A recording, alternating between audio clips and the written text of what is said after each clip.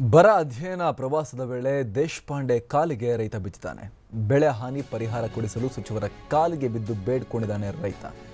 ಮೇಕಲಮರಡಿ ಗ್ರಾಮದಲ್ಲಿ ಬರ ಪರಿಶೀಲನೆ ವೇಳೆ ಆಗಿರುವಂತಹ ಘಟನೆ.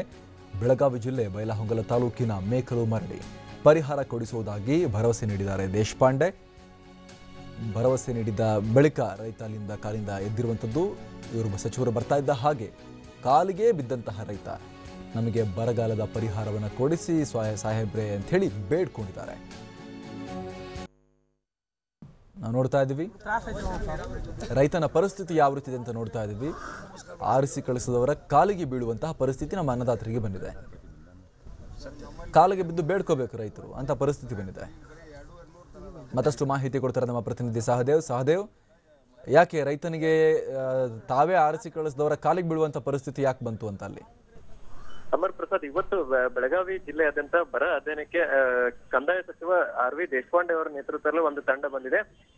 ಈ ಒಂದು ತಂಡ ಇವತ್ತು ಬೆಳಗಿನ ಜಾವ ಏನು ಬೆಳಗಾವಿ ಜಿಲ್ಲೆ ಬೈಲಹೊಂಗಲ ತಾಲೂಕಿನ ಮೇಕಲಮರಡಿ ಅನ್ನೋ ಒಂದು ಗ್ರಾಮಕ್ಕೆ ಹೋದಂತಹ ಸಂದರ್ಭದಲ್ಲಿ ಅಲ್ಲಿ ಈ 2 ಎಕರೆ ಜಮೀನಿನಲ್ಲಿ ಬೆಳೆ ಬೆಳೆದಂತಹ ರೈತ ಸಂಪೂರ್ಣವಾಗಿ ಆತನ ಒಂದು ಬೆಳೆ ಕೈ ಕೊಟ್ಟಿರುತ್ತೆ. ಅದಕ್ಕೆ ಈ ಹಿಂದೆ ಆ ತಾಲೂಕಾ ಆಫೀಸಿಗೆ ಹೋಗಿ ಆ ಒಂದು ಬೆಳೆ ಪರಿಹಾರ ಕೊಡಿಯಂತೆ ಅಧಿಕಾರಿಗಳು ಕೂಡ ದುಂಬಾಲು ಬಿದ್ದಿರ್ತಾರೆ. ಆದ್ರೆ ಯಾವುದೇ ರೀತಿಯಾದಂತಹ ಒಂದು ಪ್ರತಿಕ್ರಿಯೆ ಮತ್ತು ಅದಕ್ಕೆ ರೆಸ್ಪಾನ್ಸ್ ಮಾಡುವಂತಹ ಒಂದು ಪ್ರಕ್ರಿಯೆ ಅಧಿಕಾರಿಗಳು ಮಾಡಿರುವುದಿಲ್ಲ. ಹೀಗಾಗಿ ಎಲ್ಲೋ ಒಂದು ಕಡೆ ಬೇಸತ್ತಂತಹ ರೈತ ಇವತ್ತು ಅವರ ಗ್ರಾಮಕ್ಕೆ ಈ ಒಂದು ಸಚಿವರು ಬರ ಅಧ್ಯಯನಕ್ಕೆ ಬರ್ತಾ ಇದ್ದಾರೆ ಎಂಬ ಸುದ್ದಿ ತಿಳಿಯುತ್ತಿದ್ದಂತೆ ಸ್ಥಳಕ್ಕೆ ಬಂದು ಆ ಒಂದು ಬರ ವೀಕ್ಷಣೆ ಮಾಡ್ತಾ ಇದ್ದಂತಹ ಆರ್.ವಿ. ದೇಶಪಾಂಡೆ ಅವರು ನೇರವಾಗಿ ಅವರ ಕಾಲಿಗೆ ಹೋಗಿ ಬಿದ್ದು ತಮಗೆ ಆ ಒಂದು ಪರಿಹಾರ ಕೊಡಿಸಿ ಅಂತೇಳಿ ದುಂಬಾಲು ಬೀಳ್ತಾರೆ. ಅಂದ್ರೆ ಪರಿಪರಿಯಾಗಿ ಕೇಳ್ಕೊಳ್ತಾರೆ. ತಕ್ಷಣ ಅಲ್ಲಿ ಏನು ಜಿಲ್ಲಾಧಿಕಾರಿಗಳು ಇರ್ತಾರೆ, ಅವರ ಮೂಲಕ ಸೂಚನೆಯನ್ನ ನೀಡ್ತಾರೆ.